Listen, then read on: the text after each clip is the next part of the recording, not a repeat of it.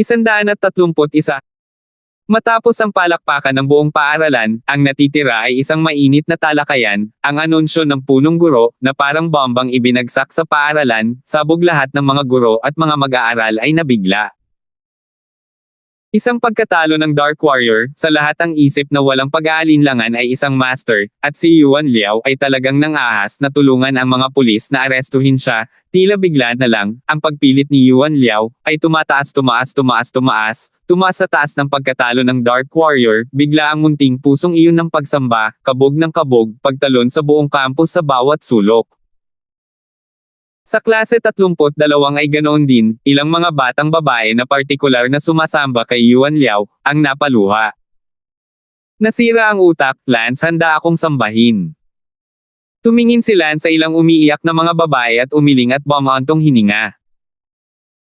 Isang batang babae na nakaupo sa dalawang hanay sa harap ni Lance ay narinig ang mga salita ni Lance at malungkot na sumagot, "Ano ang alam mo, anong uri ng tao ang taunang Dark Warrior? Kung ikaw iyon, mangangahas ka bang tumulong sa pag-aresto sa kanya? Ikaw, di matakot umihi nang marinig ang pangalan ng isang tao." Sa ganoong lakas ng loob, si Yuan Liao ay dapat magtiwala sa kanyang kakayahan sa espada bago siya maglakas loob na tulungan ang pulis sa pagharap sa Dark Warrior. Ikaw, sa kabilang banda, ay umaasim pa rin dito, kaya kung may lakas ka ng loob, pumunta ka rin. Hahaha. Tumawa ng malakas si Lance, nakita ng mga babaeng iyon na si Lance ay hindi naglakas loob na sabihin na pupunta rin siya at naglakas loob lamang na tumawa, sila ay walang katulad na mapanghamak, higit nilang hinamak ang ganitong uri ng tao, sinasabi kung paano ang iba. Ganito at gayon, ngunit hindi sila nang ahas na gumawa ng anuman. Sinabi ni Dylan, "Lance, kailangan kong sabihin na ang pagtulong ni Yuan sa pulisya sa pag-aresto sa pagkatalo ng Dark Warrior ay talagang hindi inaasahan para sa lahat, at inaasahan din na ang buong paaralan ay magiging marahas sa ngayon. Sa totoo lang, ako ay lubos na humanga, pagkatapos ng lahat, na ang Dark Warrior, tulad ng alam ng lahat, ay isang napakalakas na figure. Ganun ba?" Ngumiti si Don Lance. Matagal bago tumahimik ang lahat ng klase at tumuloy na sa mga klase. Natapos na ni Lance na isulat ang buong English text sa katahimikan, si Lance ay may magandang memorya, kahit na hindi niya alam ang kahulugan, kabisado niya ito. Kakain na ng tanghalian si Lance at Dylan. Sa oras na ito, lumapit si Sally. "Saan kayo kakain?" "Sa labas ng campus, Sasamahan kita," sabi ni Sian Leo. Miss, bakit bigla kang pupunta sa akin sa hapunan?" Tanong ni Lance. "You're my bodyguard. Syempre sasabay ako sa inyo mag-dinner, at ako na rin ang magbabayad ng pagkain." Ngumiti si Lance at pumunta sa hapunan kasama sina Sally at Dylan, magkasama. Sa sandaling ito, sa koridor ng gusali ng paaralan, muling nagkakaroon ng hindi pagkakasundo si Yvonne. I don't care. Gusto kong pumunta ka rin at tumulong sa pag-aresto sa Dark Warrior, pagkatapos ay hayaan ang principal na i-broadcast ito sa buong paaralan. Hindi mo ba nakikita, ngayon lang si Yuan Liao ay napakahusay, kung pupunta ka rin at huhulihin, maaari ka ring maging napakahusay, at ako, bilang iyong tagapag-empleyo, ay mas kahanga-hanga. Si Ben ay abala sa pagsasabing, "Miss, ito ay talagang hindi biro, na si Yuan Liao ay mamamatay, ito ay kanyang kamatayan, walang dahilan para ako ay mamatay." Alam mo ba na mamayang alas 12 orasan, Dark Warrior ay isa lang sa mga party character, may isa pang party character, ito ang Golden Rank Killer ng Skeleton Organization Gumawa ng eksena si Yvonne at sinabing, pagkatapos ay arestuhin mo ang Dark Warrior at anumang Skeleton Killer na magkasama. Damaloy ang malamig na pawis ni Ben, "Miss, itigil mo na yan." Naabot ng isang assassin ng Skeleton Organization ang Gold Rank, at isa akong Bronze Rank assassin, hindi sapat ang 100 ng buhay ko para pumatay ng tao. "Wala akong magagawa tungkol dito," sabi niya. Hindi alam ni Yuan Liao ang kwento sa loob, negosyo niya ang pumunta at mamatay. Ako, na nakakaalam ng kwento sa loob, ay walang dahilan para ipadala siya sa kanyang kamatayan. Nagkataon lang na naglalakad si Lance sa hallway, at narinig niya ang mga salita ni Ben, at nanginginig sa loob. Yuyu, hindi ba ito si Miss Song at Big Bodyguard Leo? Hindi maganda ang pakiramdam ni Ben para kay Lance, huminto at sinabing, Miss, hayaan mo muna sila, sa likod tayo. Tumingin si Lance kay Ben at sinabing, mahusay na bodyguard na si Leo, parang may alam ka sa loob ano ang ibig mong sabihin sa skeleton organization na kasasabi mo lang? Walang ibig sabihin. Ayaw talagang sabihin ni Ben kay Lance. Si Yvonne ay abala sa pagsasabing, Lance, kung nagmamakaawa ka sa akin, sasabihin ko sa iyo. Fine, Yvonne, nakikiusap ako, sabihin mo lang. Nakita ni Yvonne na talagang nagmamakaawa si Lance sa kanya, at buong pagmamalaking sinabi, ang grupo ng mga tao na kumidnap kay Dalizang at sa kanyang asawa kahapon at pinilit ang Dark Warrior na magpakita ay mula sa isang killer group na tinatawag na Skeleton, ang code ng taong iyon. Ang pangalan ay Bloodman, at isang dalubhasa sa pagpatay ng mga tao nang hindi kumukurap. Narinig na ang Dark Warrior ay nag-claim na siya ay isang chivalrous warrior, at dalubhasa sa pagkilos sa ngalan ng Heaven, kaya labis silang nagalit sa Dark Warrior, at pagkatapos ay gusto nilang sirain ang Dark Warrior. Bumantong hininga si Lance, Nima, kaya iyon ang nangyari. Naisip ni Lance na ang gang ay natagpuan ni Zayden, ngunit hindi niya inaasahan na ito ay isang mamamatay tao na hindi kailanman nakipag-usap sa kanya. Dahil nakakita ng taunang Dark Warrior, ay hindi ka nais-nais espesyal na dumating upang patayin siya. Tumingin si Lance kay Yvonne at ngumiti, hindi ko inaasahan na kahit ang pulis ay hindi alam ang pagkakakilanlan ng kabilang partido, ngunit alam mo. Buong pagmamalaking sinabi ni Yvonne, lahat ito ay mula sa aking bodyguard na si Ben, may kasama si Ben sa kalsada, Lance, huwag maliitin ang aking bodyguard sa hinaharap. Ha. Siyempre, never underestimate Big Bodyguard Leo. Sabi ni Lance sabay subo at tumawa hihihi. Nakaalis na sina Lance at Sally. Si Lance at silang tatlo ay kumain sa isang mas mataas na restaurant sa labas ng campus, nababayaran pa rin ni Sally. Habang kumakain, binuksan ni Dylan ang campus at bumantong hininga, Lance, kinaumagahan, ang buong campus ay tinatalakay pa rin ang mga paksang may kaugnayan sa iyo, ngunit ngayon, ang lahat ay tungkol kay Yuan Liao. Sa campus, ang iyong kasikatan ay ganap na natatabunan ni Yuan, wala na talagang interesado sa iyo, parang wala na kayo ni Yuan sa parehong level. Sige Dylan, kainin mo ang iyong pagkain, para saan ko ang lahat ng limelight na iyon. Bumantong hininga si Lance sa loob-loob, sa campus, noong nakaraang araw, halos lahat ng mga post tungkol sa kanya, ngunit ngayon, tila nakalimutan na siya ng lahat, pinalitan ni Yuan Liao si Lance bilang usapan ng campus. Siyempre, ang pagkakaiba ay ang mga post ng lahat ay tungkol sa pagsamba kay Yuan Liao, at pansamantala, ginawa ng silang swordsman ang hindi mabilang na mga estudyante na sumamba sa kanya. Sa mga klase sa hapon, si Lance ay tungkol sa paglinang ng kanyang panloob na lakas, kung tutuusin, kailangan niyang pumunta sa floating pond park sa gabi, at hindi alam ni Lance kung anong uri ng sitwasyon ang mangyayari noon. Pinatay ng assassin na may codename Bloodman, o marahil ay nahuli ng mga pulis na nag-set up kay Tian Luodi, lahat ay posible, kaya mas maraming oras si Lance sa hapon para maghanda. Sa gabi pagkatapos ng klase, hinatid pa rin ni Lance sina Dylan at Miss pauwi. Gayunpaman, naglibot si Lance sa ospital upang tingnan si Bella at ang kanyang ama. 132. Ang ama ni Bella ay inilipat sa isang pangkalahatang ward, sinabi ng mga doktor na ang operasyon ay isang hindi pa nagagawang tagumpay, at sa wakas ay hindi na nag-aalala si Bella sa buhay ng kanyang ama, at nagpapasalamat siya kay Lance at sa lahat ng mga doktor na tumulong. Siya, lalo na si Lance. Gayunpaman, mayroon pa ring isa pang bagay si Bella na nag-aalala sa kanya, at iyon ay tungkol sa Dark Warrior. Ang Dark Warrior ay isang magandang regalo sa kanyang pamilya, at ngayong gabi sa alas 12, ito ay magiging isang bagay sa buhay ni Dark Warrior. Ayaw ni Bella na maaresto ang mabubuting tao, at tahimik siyang nagdarasal para sa Dark Warrior. Nakita ni Lance na hindi na siya kailangan ng ospital, at nasa kotse niya pa rin ang ginang, at pagkatapos ng ilang maikling salita kay Bea, umalis muna siya. Pag-uwi, tinuruan pa rin ni Lance si Dayla na magsanay muna ng martial arts, walang pinagkaiba sa karaniwan.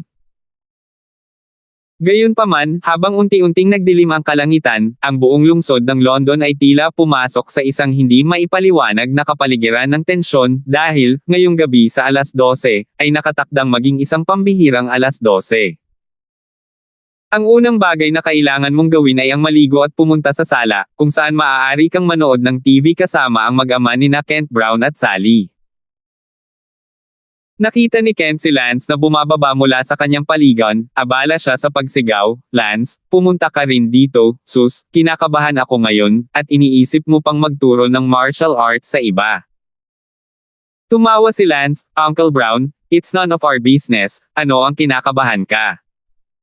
Sinabi ni Kent Brown, "Kahit na hindi natin bagay, ito ay isang sensasyon sa lungsod ng London Ngayong alas 12 ng gabi, Floating Pond Park, ito ay nakatadhana na maging isang larangan ng digmaan, gusto ko talagang malaman kung ano ang kahihinatnan nito Sa isang tabi ay taunang Dark Warrior, sa kabilang banda ay isang misteryosong kidnapper, at mayroon ding mga pulis na nag-set up na ng skyrocket, kinakabahan ako ngayon. Gusto ko talagang pumunta sa eksena. At tingnan mo. Kung gayon bakit hindi pumunta sa eksena at tingnan? Sinabi ni Sally, na broadcast lang ito sa TV, lahat ng mga mamamayan ay hindi pinapayagang pumunta malapit sa Floating Pond Park ngayong gabi, kung hindi, ito ay magiging sanhi ng pagpatay ng tao at ang mga pulis ay hindi mananagot. Isipin mo, kung sino pa ang maglalakas loob na pumunta sa eksena hindi ito naghahanap ng kamatayan. Isang segundo upang tandaan na basahin ang libro. Lance Ngumiti si Kent. "Hey Ellie, pero huwag kang mag-alala, bagamat hindi tayo makakapunta sa site, may palihim na nag-set up ng camera sa Floating Pond Park sa maghapon, kaya sigurado akong magkakaroon ng live broadcast. Kahit hindi natin kaya, ang istasyon ng radyo na iyon ay tiyak na makakapag-broadcast ng bawat pag-unlad ng bawat sandali sa lahat ng oras." Tumawa si Lance at humigop ng kanyang tubig na nagparamdam kay Lance na kailangan niyang gumawa ng may sensinang trabaho sa pag-iingat ng mga sekreto, at kahit man ito ay boses o martial arts, hindi maaaring magkaroon ng kahit katiting na anino ng isang link sa kanyang tunay na pagkatao. Sa TV, sinabi ng host ng London Special News, "Sa ngayon, mayroon kaming 6 na eksperto sa London City na nakumpirma na gagawin nila ang kanilang makakaya upang tulungan ang pulisya sa pag-aresto sa Dark Warrior at sa gang ng masasamang puwersa ngayong gabi." Ang unang nahirapan ay si Senior Liang Kahua. Isang larawan ng isang matandang lalaki na may nagniningning na mga mata ang lumitaw sa screen ng TV, at agad na nakilala ni Lance na nakita niya ang taong ito sa TV dati, ang taong nakatukoy kung paano ginawa ni Lance ang pagnanakaw sa lugar ng isang eksperto pagkatapos niya. Ninakaw ang bangko. Sa oras na iyon, naisip ni Lance na ang taong ito ay dapat na isang eksperto, ngunit hindi niya inaasahan na siya ay kabilang sa mga tumulong sa pulisya sa pag-aresto sa isang pagkatalo. Nang makita ni Kent Brown si Liang Kahua na iyon, tuwang-tuwang sinabi niya, "Kasali pa nga si Senior Liang Kahua, hahaha." Nakita ni Lance na si Kent Brown. Mukhang nasa sabik si Ming at abala sa pagtatanong, napakalakas ba nitong si Liang Kahua? Sinabi ni Kent Brown, "Lance, hindi mo alam ito, si Liang Kahua ay isa sa mga mas sikat na figure sa larangan ng martial arts sa London City, isa sa mga nangungunang martial artist sa kanyang 50s, sabi ng chismis, ang kanyang windbell sword technique, kahanga-hanga." Wow! Talagang inaabangan ko ito, iniisip ko kung paano mamumulaklak si Senior Liang Kahua ngayong gabi, magagawa ba niyang talunin ang Dark Warrior at ang misteryosong gang ng mga kidnapper na iyon. Si Sally ay hindi gaanong tungkol dito, ngunit ngayong nakita niya ang pananabik ng kanyang ama at ang pakikilahok ng kung ano man si Liang Kahua, na kahit ang kanyang ama ay hinahangaan, ay nagsimula na rin siyang umasa sa alas 12 ngayong gabi. Sa TV, sinabi ng host, "Tawagan natin ang senior na si Liang Kahua sa susunod."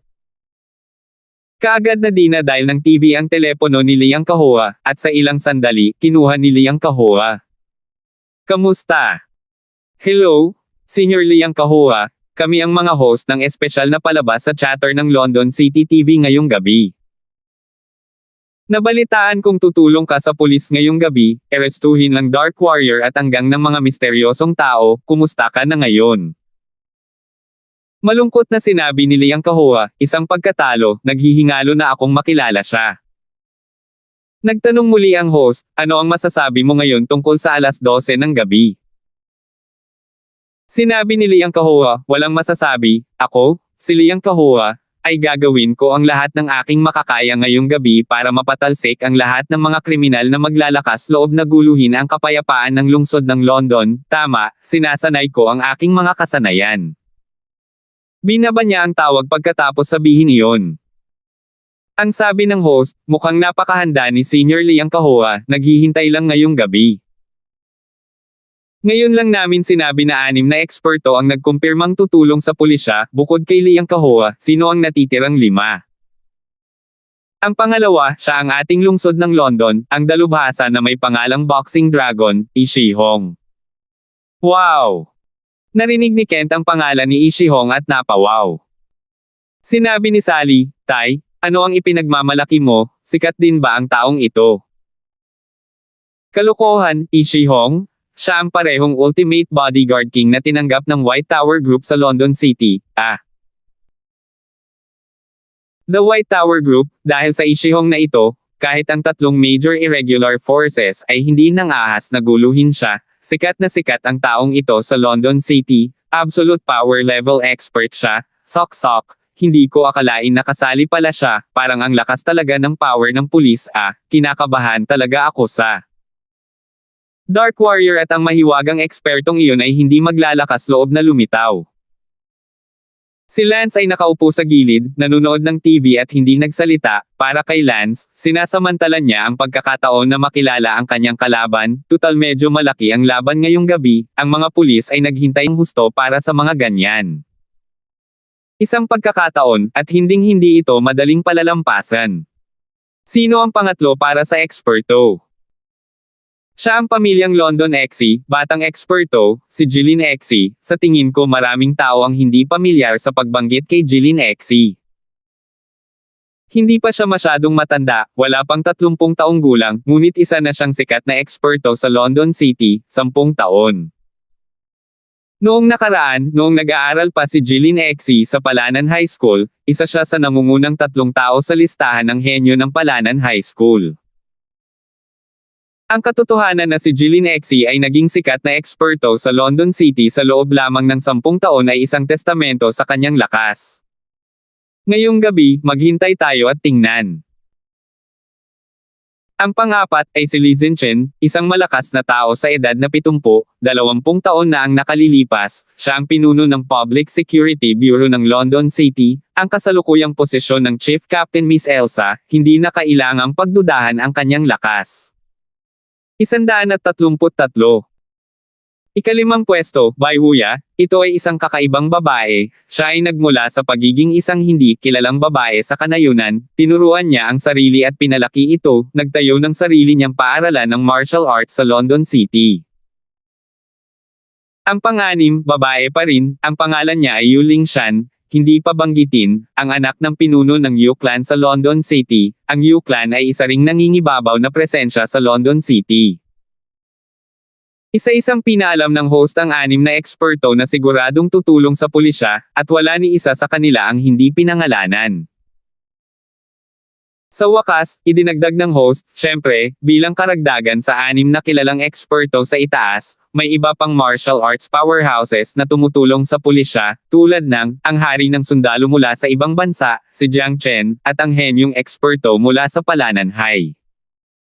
Paaralan, Yuan. Sa sandaling ito, libu-libong pamilya, nakaupo sa harap ng telebisyon, ang mga estudyante ng Palanan Middle School ay nakaramdam ng pagmamalaki nang marinig nila ang pangalan ni Yuan Liao. At sa bahay ni Yvonne, narinig ni Song Dai Tian ang pangalan ni Jiang Chen at nagsalubong ang kanyang mga kilay, nasa London City pa rin si Jiang Chen. Si Jiang Chen ay ang parehong hari ng sundalo na dumating upang mag-apply para sa personal na bodyguard ni Yvonne, at ang hari ng sundalo ay nasa kumpanya ni Edward Song noong panahong iyon, at nang makita niya ang balita sa TV na nagsasahimpapawid ng pagnanakaw sa bangko ng Dark Warrior, siya nangakong sasaluhin ang Dark Warrior.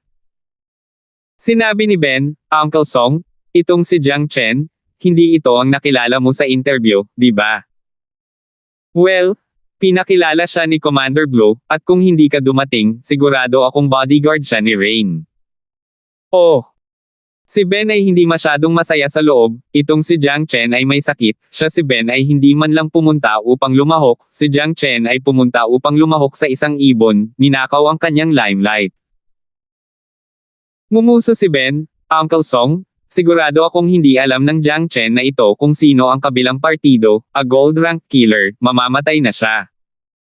Ang unang website na Conshu 8. Net.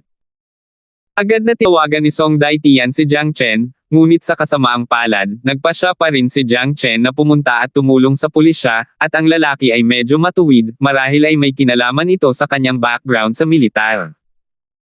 Sa bahay ni Kent Brown, si Lance at ang iba ay natapos na manood ng TV bago nagsimulang kumain. Pagkatapos ng hapunan, sinunggaban ni Sally si Lance at pumunta sa kanyang silid upang mag-mime sa Ingles, si Lance ay walang magawa. Ang bagay na ito ay hindi na magsasabi ng higit pa, dito tinanggal ang 1500 salita, upang hindi masabi na tubig. Maya-maya, 10:00 na ng gabi. Lumabas si Lance sa silid ni Sally at napilitang magbasa sa buong gabi. Dumating si Lance sa sala, kung saan nanunood ng TV si Kent Brown. Tito Kent, nanunood pa rin ng TV. Lance, halika at manood ka rin, live talaga ang District TV channel. Tumingin si Lance sa TV, at sigurado, ang screen ng TV ay may floating pond park sa background, na patuloy na nagpapalipat-lipat sa ilang mga nakatagong kamera sa floating pond park. Nakita ni Lance sa TV na ang buong floating pond park ay puno ng mga pulis, at may mga police guard sa paligid ng parke, kaya hindi makapasok ang publiko sa parke. Paminsan-minsan, ilang salaysay ang maririnig sa TV. Sa sandaling ito, wala pang 2 oras bago mag-12:00, sa floating pond park, napakatahimik sa sandaling ito, walang iba maliban sa mga pulis na nagbabantay sa park. Napakaraming residente ang nakahiga sa kanilang mga bintana sa iba't ibang matataas na taas sa dulong bahagi ng parke, patungo sa floating pond park. Ito ay tiyak na maging ibang hating gabi. Nag-set up kami ng 12 ng mga kamera sa floating pond park sa araw, karaniwang tinitiyak na bawat sulok ay makikita ang ilan. Sa sandaling ito, sa isa sa mga matataas na apartment sa London City. 3 lalaki ang nanunood ng telebisyon. Sabi ng isa sa mga lalaki, Brother Bloodman, parang gusto talaga ng pulis na pumatay ng 2 ibon gamit ang isang bato. The man known as Bloodman snorted disdainfully, the police, they're all a bunch of losers. Nako, gold rank killer ka? Kung mahuli ka ng pulis, nakulong ka na. Ang killer na may codename na Bloodman ay nagsabi, sana, isang taunang Dark Warrior ang lumitaw ngayong gabi, kung hindi, ito ay talagang sayang din ang hitsura ng aking Bloodman partikular para sa kanya. Kuya Bloodman, paano kung hindi siya magpakita? Sumeryoso ang mukha ni Bloodman, madidismaya ako sa kanya kung hindi siya magpapakita, at kung maglalakas loob siyang tawagin ang kanyang sarili na isang magalang na tao na naninindigan para sa langit, ngunit hindi nang ahas na lumabas at humarap sa akin, kung gayon mataas ang tingin ko sa kanya. Nag-deploy si Miss Elsa sa eksena ngayon, na nangakong tatanggapin ang Dark Warrior pati na rin ang misteryosong lalaki ngayong gabi. Libo-libong kabahayan sa London City ang nagbabantay sa harap ng kanilang mga telebisyon. Dumating na ang 6 na ekspertong tumulong sa pulisya. Biglang sinabi ng live na komentarista sa TV, nakita sa larawan ang 6 na eksperto sa harap ng puting sasakyan ng pulis, sina Liang Kahua, Shi Jinghong, Jilin Xi, Li Zhenchen, Bai Wuya, at Yu Lingshan. Siyempre, mayroon ding 1 dosina o higit pang hindi kilalang mga malakas, kabilang sina Jiang Chen at Yuan Liao. Sa sandaling ito, sa eksena, labis na nasasabik si Yuan Liao. Sumigaw si Miss Elsa, lahat, mangyaring siguraduhin na makinig sa aking utos sa isang sandali, huwag magmadali kapag nakakita ka ng isang tao. Kung gayon, kailan ka magmamadali? Tanong ni Yuan Liao, ang layunin ni Yuan Liao ay makipaglaban sa Dark Warrior. Sasabihin ko kung gayon na ang kaganapan ngayong gabi ay pangunahing paligsahan sa pagitan ng misteryosong lalaking iyon at ng Dark Warrior, at least hayaan silang tapusin ang kanilang paligsahan bago magsimulang gumawa ng anuman. Tumango ang lahat. Nanood si Lance ng TV, 11:00 na, tumayo si Lance at sinabing, Uncle Brown, walang makita, dapat kang matulog ng maaga. Lance, ayaw mo bang manood ng isang bagay na nakakapanabik? Medyo nalilito si Ken tungkol kay Lance. Naku, pulis lang naman ang nahuhuli ng magnanakaw, ano bang kikiligin, malalaman natin ang resulta bukas kapag nanood tayo ng balita, matutulog na ako. Sige, good night kung ganoon. Si Lance ay hindi dumiretso sa kanyang silid, ngunit pumunta muna sa silid ni Adan. Young Master, ano ang hinahanap mo sa akin? Si Adan ay abala sa pagtatanong. Bamulong si Lance, pumunta ka sa kwarto ko. Oo, Young Master. Umakyat si Lance at pumunta si Adan sa kanyang silid. Young Master, hindi ka talaga lalabas, di ba? Dapat kang mag-isip ng 2 beses. Payo ni Adan, alam ni Adan at Eden ang ibang pagkakakilanlan ni Lance, at naisip na walang planong magpakita si Lance, pero hindi ko akalain na may balak pala talagang magpakita si Young Master.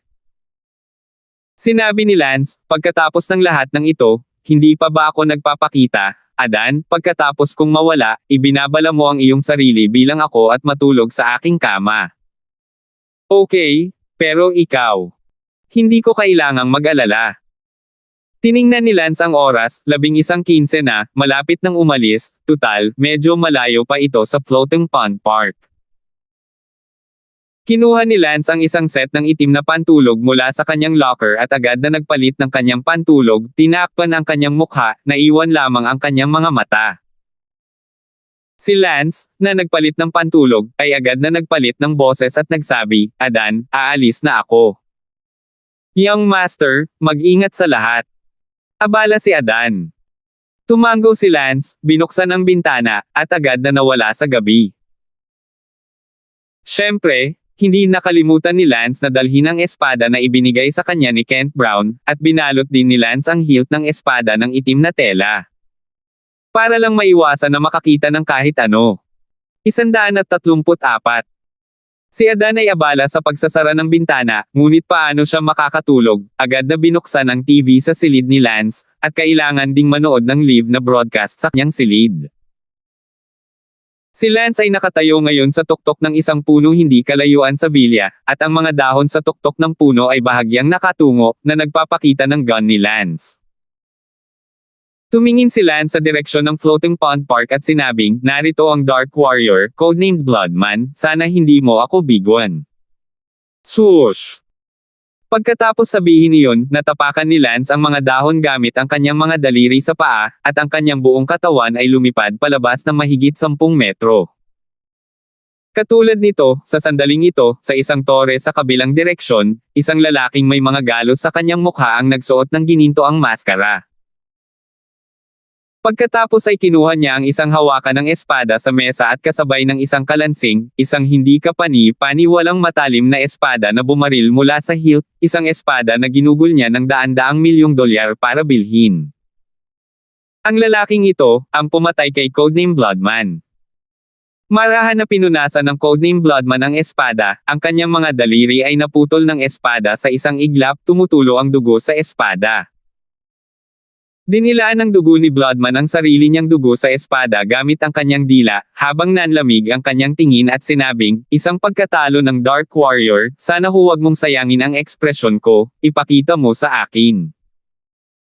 Pagkatapos sabihin iyon, tumalon din si codename Bloodman sa bintana ng mataas na gusali, at sa likod niya ay dumating ang boses ng 2 lalaki, Kuya Bloodman, naghihintay sa iyong pagbabalik. At ang figure ni Bloodman ay nawala, ang kanyang figure ay lumundag sa pagitan ng mga gusali. Umabot ng halos kalahating oras si Lance, lubos na umaasa sa kanyang kagaanan, bago makarating sa isang mataas na gusali hindi kalayuan sa Floating Pond Park. Si Lance ay nakatayo sa parapet sa bubong ng gusali, na may 12-dosenang palapag ng mga panlabas na dingding sa ilalim ng kanyang mga paa, mukhang lubhang mapanganib, ngunit si Lance ay nakatayong napakatatag, kahit na mahulog siya ay hindi mahuhulog si Lance sa kanyang kamatayan. Dahil kailangan lang ni Lance na ituro ang kanyang mga paa sa dingding, maaari niyang gamitin ang puwersa ng reaksyon para pigilan ang pagkahulog, o hawakan ang dingding.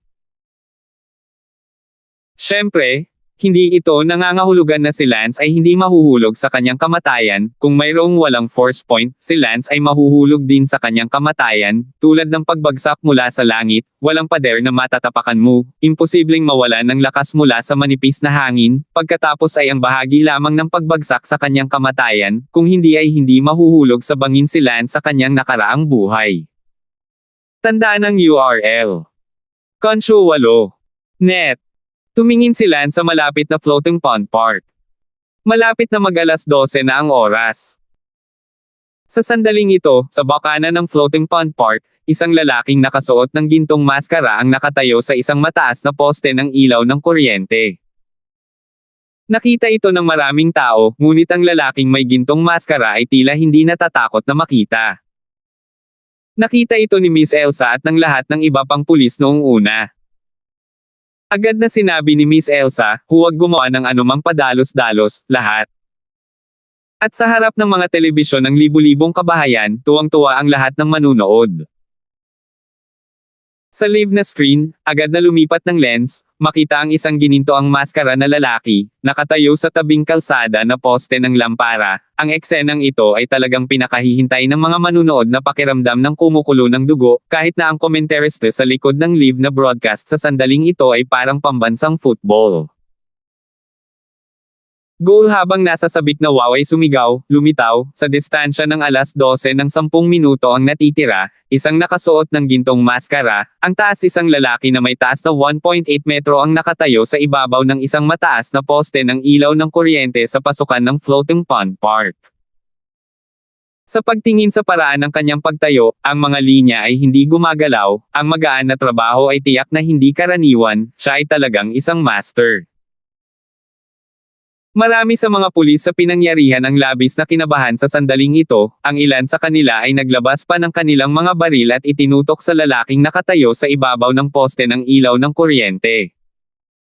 Sinabihan ni Miss Elsa ang lahat ng pulis na huwag gumawa ng anumang padalos-dalos, walang saysay na barilin siya ngayon. Ang 6 na eksperto na tumulong sa pulisya sa lungsod ng London ay nakatingin na ngayon sa lalaking nasa poste ng ilaw ng kuryente, at ang kumukulong dugo ay umakyat, na parang gusto nilang agad na sumugod at labanan siya, at hulihin ang lalaking ito sa harapan ng libu-libong pamilya. Excited din ang audience sa harap ng telebisyon gaya ng mga tao doon. Mukhang ang lalaking ito na may gininto ang maskara na ganap na hindi pinansin ang mga pulis, ay dapat na ang misteryosong taong dumukot kay Leona Zhang at sa kanyang asawa at pinatay sila. Magpapakita ba ang Dark Warrior sa kanyang sarili ngayong gabi? Ito ay hindi pa rin alam, ngunit sana ang isang pagkatalo ay magpakita mismo at ang mga pulis at ang pinakamahusay sa pinakamahusay ay magtutulungan upang dalhin silang dalawa. The live commentator was excitedly explaining. Sa pinangyarihan, ang lalaking nakasuot ng gininto ang maskara ay tumingin sa mga pulis na nakapalibot sa Floating Pond Park at sumangot ng masama, lahat sila ay basura.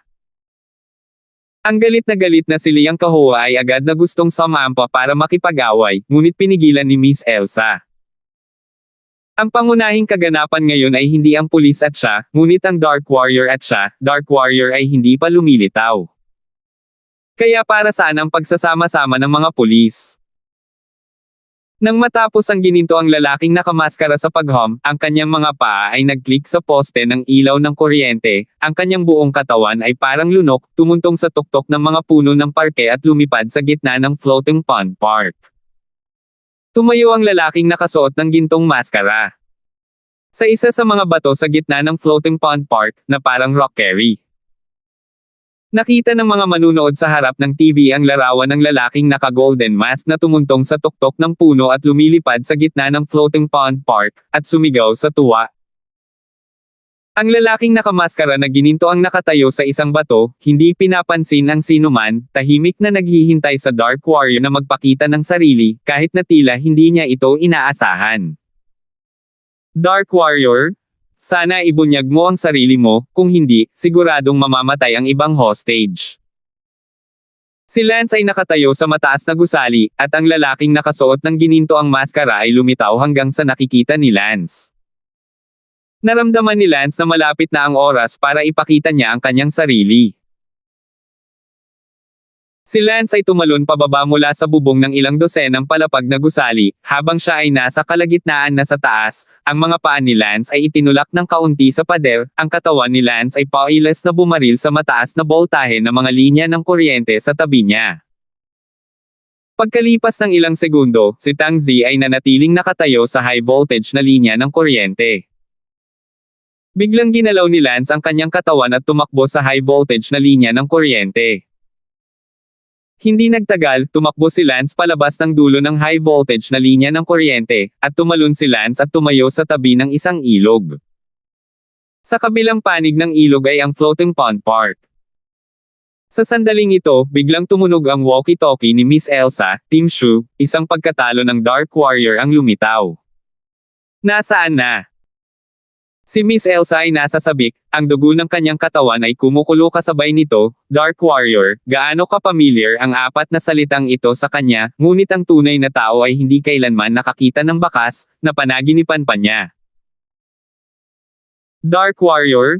Sa ngayon? Sa wakas ay lumitaw ang taong pinangarap niyang makita, nagkaroon siya ng hindi maipaliwanag na panginginig sa loob, na para bang lumitaw ang kanyang nakamamatay na kaaway. Ang Team Shu?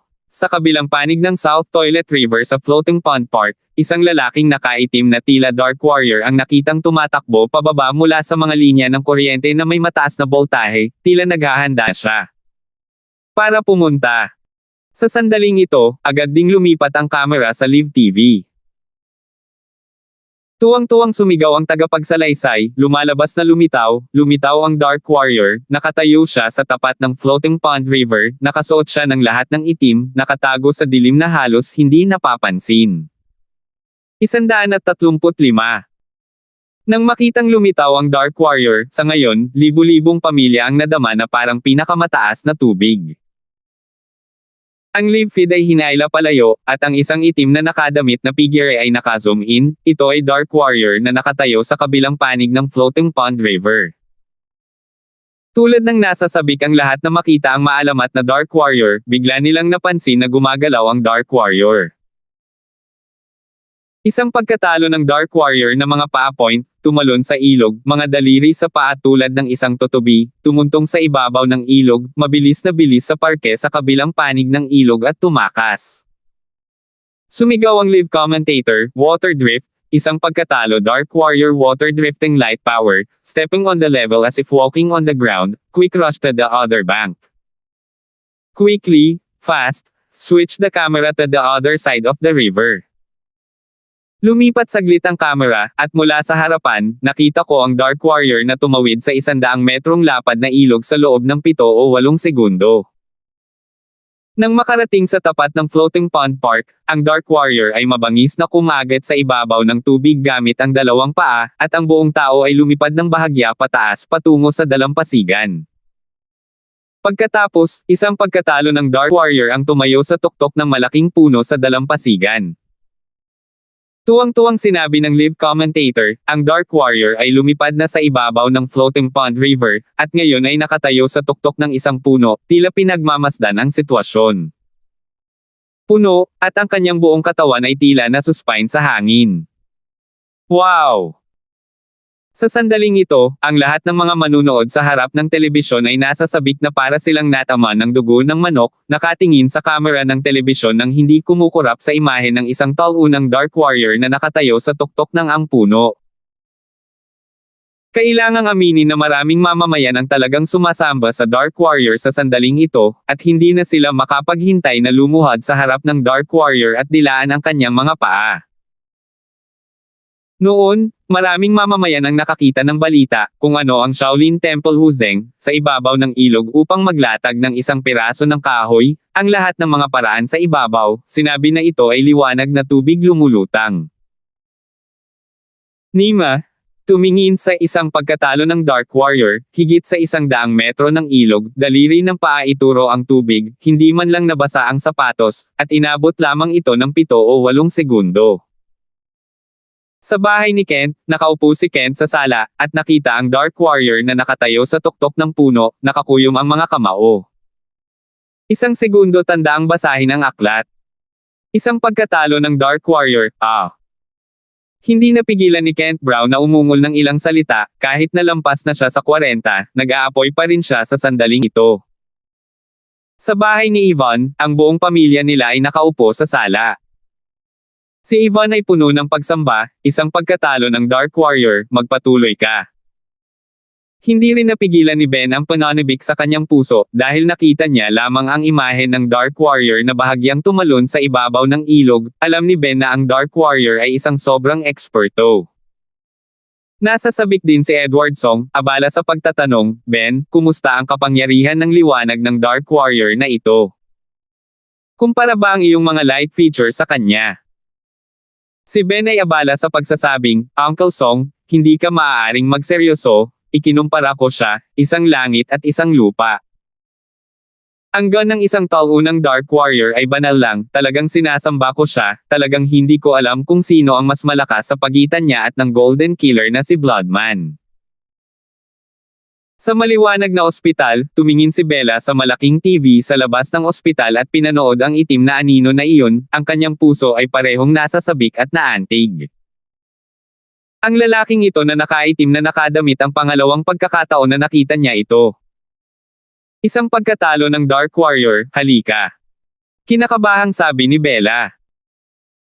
Sa oras na ito, binago ng TV camera ang lahat sa gitna ng floating pond park, tanging ang lalaking nakasuot ng gintong maskara ay nakatayo pa rin sa malaking batong iyon, at nasa gitna nito, tila hindi niya alam iyon. Isang defeat Dark Warrior ang nagmumula sa floating pond river sa timog. Si Miss Elsa at ang iba pa pasukan ng floating pond park, nang marinig ang ulat mula sa intercom, ay agad na nagsabi sa lahat, Dark Warrior ay darating mula sa floating pond river sa timog, pumasok tayo kaagad, basta babantayan natin ang gininto ang lalaking nakamaskara na iyon, tiyak na makikita natin ang Dark Warrior na magpapakita ng kanyang sarili. Oo. Sumugod ang lahat sa gitna ng parke, ang 6 na eksperto mula sa London City ay nanginginig din sa kasabikan nang makitang sa wakas ay ibinunyag ng Dark Warrior ang kanyang sarili. Mas kaunting kailangang sabihin tungkol sa mga taong tulad ni Yuan Liao. Saglit na nakatayo si Lan sa tuktok ng isang puno sa kabilang bahagi ng ilog, gusto lang niyang pagmasdan ang lupain, pagkatapos ng lahat, ang mga pulis ay naglatag ng langit sa pagkakataong ito, at may napakaraming eksperto na tutulong, sa kaso hindi ganoon kadali ang pagtakas pagkatapos, ang pag-obserba sa lupain ng maaga ay kapakipakinabang din sa pag-alis pagkatapos. Pagkatapos mag-obserba ng ilang minuto, ginawa iyon ni Lance, ang kanyang mga daliri sa paa ay nakaturos sa mga sanga, ang buong tao sa gitna ng floating pond park ay lumilipad, si Lance ay tumapak sa mga sanga at dahon ng mga puno, madali at mabilis na paglipad. Sa sandaling ito, sa gitna ng floating pond park, ang lalaking nakasuot ng gintong maskara ay tila may naramdaman, at ang kanyang mga mata ay tumingin sa isang tiyak na direksyon. Oo nga. Pagkalipas ng ilang segundo, isang silweta ang bumulaga at lumipad pababa sa isa pang malaking bato, at ang lalaking nakasuot ng gininto ang maskara, na mahigit 20 metro ang pagitan, ay nagkatinginan. Pumasok din si Miss Elsa at ang iba pa sa gitna ng parke. Agad na nakita ni Miss Elsa ang isang taunang Dark Warrior na nakasuot ng itim, matagal na siyang hindi nakita ni Miss Elsa matapos siyang makuha, at ngayon ay nakakita ng taunang Dark Warrior, halos hindi makontrol ni Miss Elsa ang kanyang panloob na salpok. Hindi napigilan ni Miss Elsa na sumigaw, Dark Warrior. Tumingin si Lance kay Miss Elsa at bahagyang ngumiti, Captain Shu. Dark Warrior? Nakagawa ka ng isang karumal-dumal na krimen, at ngayong araw ay makikita na rin kita. Sigaw ni Miss Elsa. Ngumiti si Lance, paumanhin, Kapitan Shu, hindi kita hinanap ngayon. Tumawa na ngayon ng malakas ang lalaking nakamaskara na ginto sa kabila. Isang pagkatalo ng Dark Warrior, siguradong hindi mo sinayang ang ekspresyon ko, dumating ka pa rin. Puno ng bloodlust na sabi ng lalaking nakamaskara na ginto. Tumingin si Lance sa gininto ang lalaking nakamaskara at sinabing, Codename Bloodman, sinaktan mo ang inosente at pinatay ang asawa ni Dalizang upang maipakita ako, ngayon kukunin ko ang iyong munting buhay sa ngalan ng langit. Ang gininto ang lalaking nakamaskara ay tumawa ng baliw at inilabas ang hilt ng kanyang espada, gumalaw, ang matalim na talim ay bumulwak, gusto ang liwanag ng buwan, ang matalim na talim na nagninangning. Isang pagkatalo ng Dark Warrior, inimbestigahan mo talaga ang pinanggalingan ko, parang may kakayahan ka. Kung gayon, dapat alam mo rin na nandito ako partikular para sa iyo, at tinatawag mo ang iyong sarili na isang chivalrous na lalaki, hindi ba? Gusto mo nagawin ang gawain ng Diyos para sa Kanya. Ngayon, ako, ang dugong tao, ay hahayaan kang mamatay sa ilalim ng aking espada, at tingnan kung paano mo pa rin mabibigyan ng hustisya ang langit. Agad ding inilabas ni Lance ang kanyang sword hilt, at sa isang paghikbi, ang silver sword ay bumulwak, na nagniningning din sa ilalim ng liwanag ng buwan. Tahimik ang eksena, at ang lahat ng manunood sa harap ng telebisyon ay lalong kinabahan, hindi ng ahas na huminga ng malakas, hindi kumukurap sa screen, ang dalawang naglabas ng espada, ang dalawang master ay malapit ng mag-away, at hindi makayanan makaligtaan kahit kalahati nito. Sa sandaling ito, isang sigaw ang biglang lumabas, teka. Sina Lance at Bloodman, na malapit ng mag-away, ay nagambala ng sigaw na ito. Napatingin ang lahat sa lugar kung saan nanggaling ang sigaw at nalaman na si Yuan Liao iyon. Hindi talaga mapigilan ni Yuan Liao ang sarili. Nakita ni Lance na ang sumigaw ay si Yuan Liao, talagang walang imak. Tumingin si Miss Elsa kay Yuan Liao at nagtanong, Yuan Liao, ano ang ginagawa mo? Hindi pa oras para gumawa ng anuman ang pulis. Sinabi ni Yuan Liao, paumanhin, Kapitan Shu, hindi ko napigilan. 136.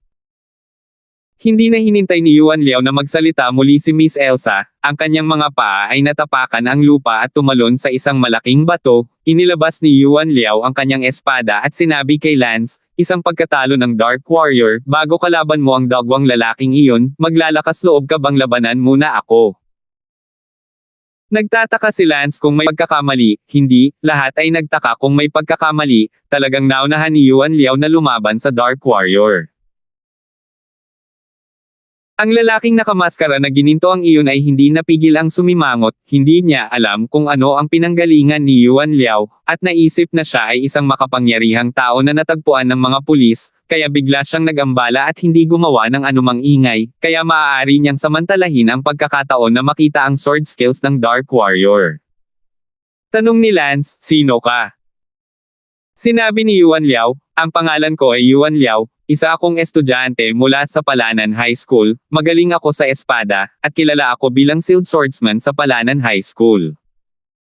Isang matalo na Dark Warrior, can you dare to fight me first? Itinaas ni Yuan Liao ang espadang hawak niya. Tumingin si Lance kay Yuan Liao, walang imak sa sukdulan, hindi ba niya alam kung ilang cut ties siya? Gusto mo muna siyang labanan. Nadamay si Lance na insulto siya. Tinadyakan ni Miss Elsa ang kanyang paa sa galit, ngunit si Yuan Liao ay tumalon na, hindi magandang umakyat at hilahin siya pababa, at tumingin kay Yuan Liao na sinasabi ang apat na salita ng God-Silang Swordsman, ito ay napakaganda, ginawa. Itong si Yuan Liao ay talagang may ilang kahangahangang kakayahan. Sa sandaling ito sa harap ng TV, maraming manunood ang naghihintay ng tunggalian sa pagitan ng taunang Dark Warrior at isang gintong nakamaskara na lalaki, na biglang nabalisa sa sinabi ng God-Silang Swordsman na si Yuan Liao, na nakakapanlumo,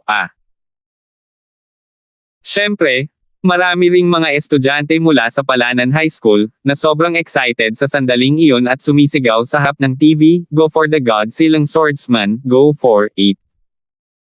Sword Warrior, halika, oras na para manalo ng kaluwalhatian para sa Palanan Middle School.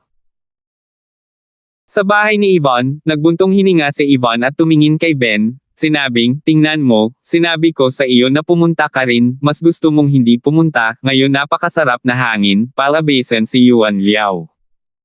Ang unang website na Consyo 8. Net. Sinabi ni Ben, Miss, sa aking palagay, si Yuan Liao ay nakakahiya sa kanyang sarili.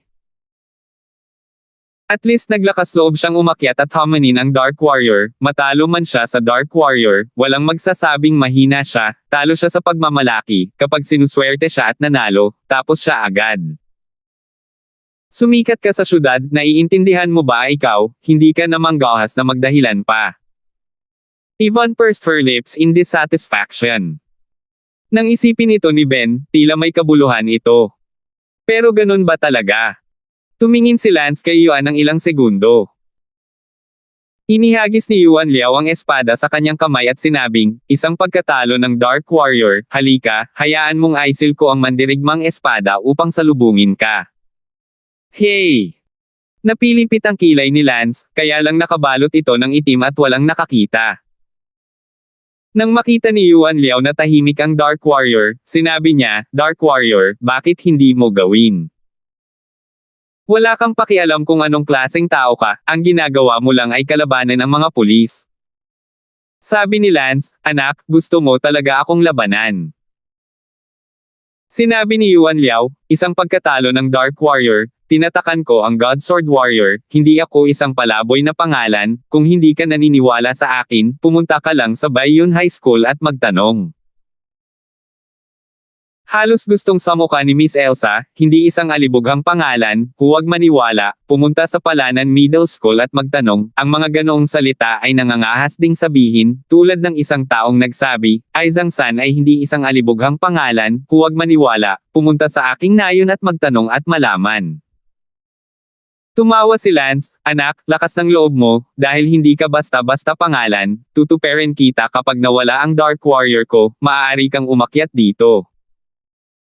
Inayos ni Yuan Liao ang kanyang paghinga, may kumpiyansa pa rin siya sa kanyang kakayahan sa espada, kung hindi ay hindi siya maglalakas loob na lumabas at homanin ang Dark Warrior.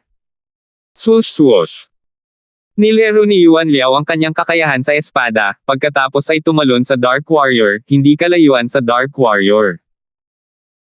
Sa layong 10 metro, ang magaan na kasanayan na ginawa niya ay tumapak sa isang bato ng 2 beses bago siya lumipad upang sundan si Lance. Storm Sword. Ang espada sa kamay ni Yuan Liao ay lumipad na parang naging 12 ng espada. Tulak. Sinaksak ni Yuan Liao si Lance gamit ang isang espada na sa tingin niya ay walang katulad na bihasa. Si Lance, gayunpaman, ay hindi gumalaw kahit isang kalamnan. Habang lumilipad si Yuan para sumaksak, sa isang kisap mata, nakita niya ang 2 daliri ni Lance na yamakap sa espada ni Yuan. Nagulat si Yuan Liao, ni isang galaw ay hindi pa nagawa, ang kanyang espada ay naipit. Ayaw ni Lance na mag-aksaya ng oras sa kanya at pinagpag ang kanyang mga daliri. Crack! Ang espada ni Yuan Liao ay nabasag sa 12 ng mga seksyon at nahulog sa buong sahig na may kalampag, nag-iwan lamang ng isang taluktok sa kamay ni Yuan Liao. Ibinuko ni Yuan ang kanyang bibig. Sa oras na ito, iniunat ni Lance ang isang palad. Isang sampal sa kaliwang mukha.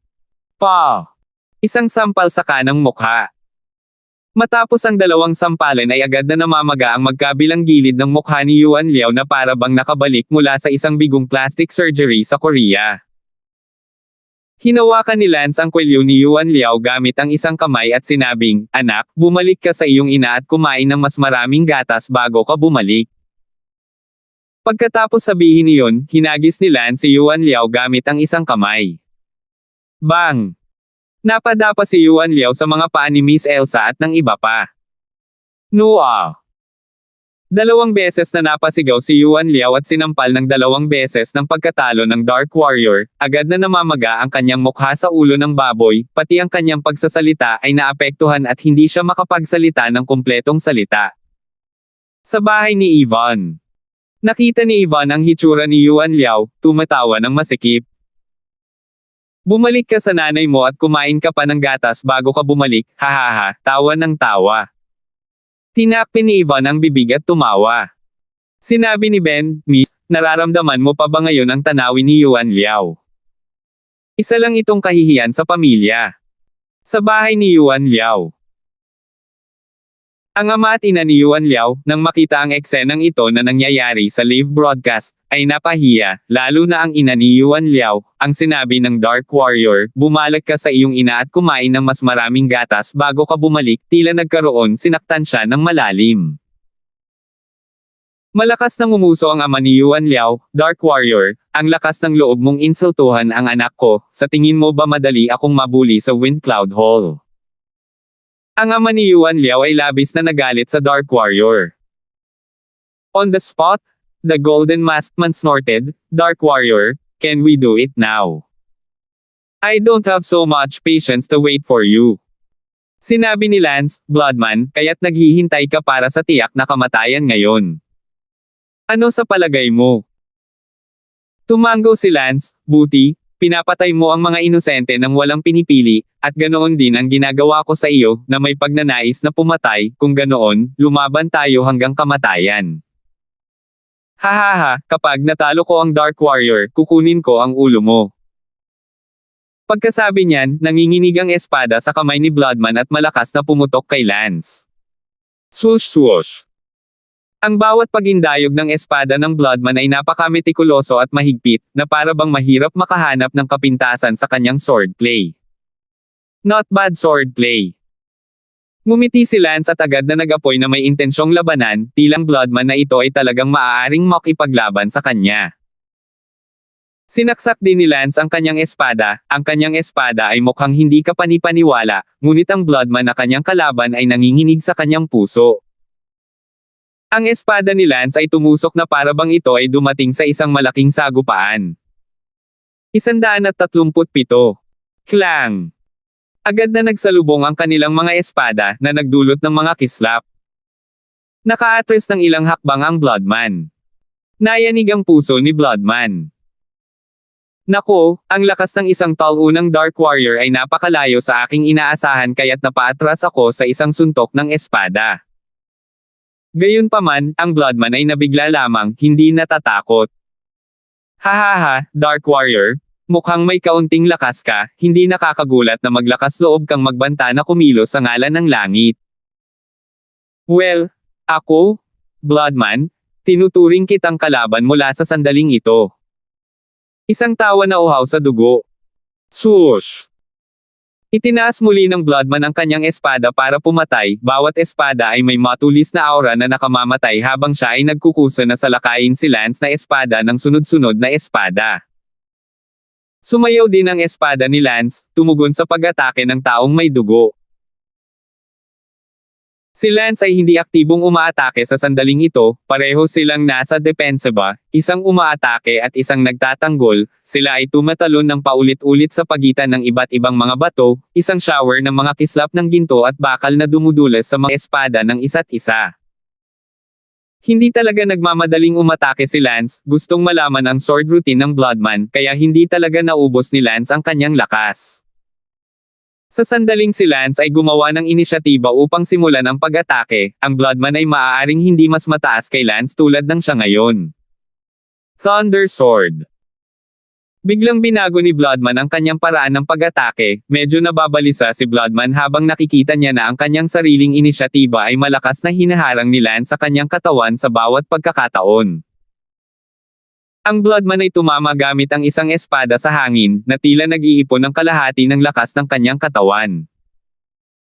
Si Lance ay abala sa pagtataas ng kanyang espada para hamarang, ang napakalaking kapangyarihan ng Bloodman sa braso ni Lance. Si Lance ay nakaramdam ng kaunting sakit at manhid, ito ang dahilan kung bakit ang katawan na ito ay napakahina. Kailangang mamangha si Lance, ang taong may dugong ito ay may kaunting lakas, kahit isa sa kanyang mga kulog ay nagpamanhid kay Lance. Napabalikwa si Lance sa himpapawid, ibinaba ang natitirang lakas ng strike ng Bloodman.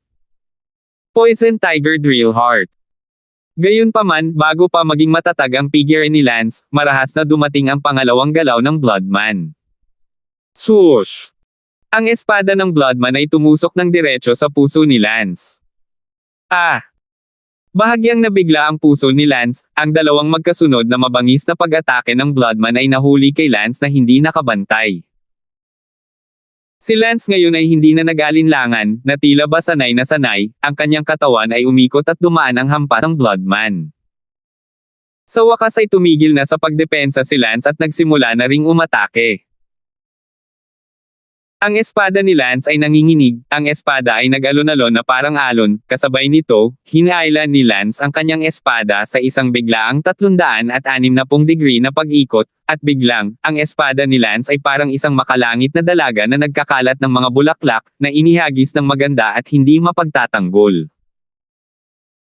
Tama, ang sword technique ni Lance ay tinawag na Heavenly Maiden Scattering Blossoms, ngunit sa kasamaang palad, ito ay Heavenly Maiden Scattering Blossoms First Sky lamang. Dang! Ang espada ni Bloodman ay parang tinamaan ng alon ng karagatan, biglang naglalaro palayo sa direksyon ng pag-atake, halos imposibleng makontrol. Ngunit sa sandaling ito, napilitan si Bloodman na lumayo sa direksyon ng pag-atake ni Lance, na nagbigay sa kanyang katawan ng malaking defensive gap.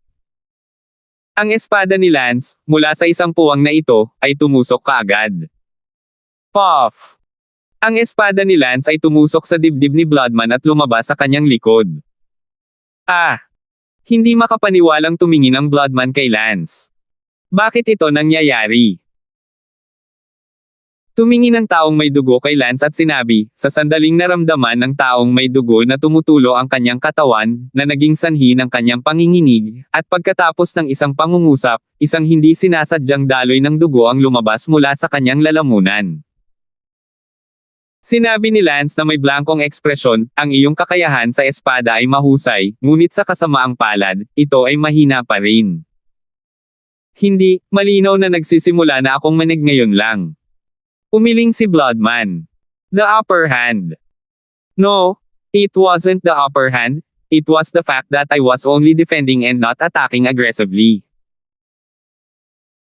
Pero inaamin ko, kung hindi ako aatake at depensa lang, natatakot ako na ang huling espada, na tinatawag na Heavenly Maiden Scattering Flowers, ay hindi sapat upang labanan gamit ang iyong martial arts foundation at ang iyong antas ng sword skill, kaya ang pinakasimpleng espada ng aking Heavenly Maiden Scattering Flowers ay nagbibigay sa akin ng pagkakataong tumagos.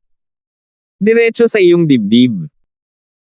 Kung mas mataas ang pundasyon ng martial arts mo, o mas banayad ang iyong kakayahan sa espada, marahil, hindi ka maarok ng espada ng Heavenly Maiden Scattering Flower ko. Kawawa, kawawa.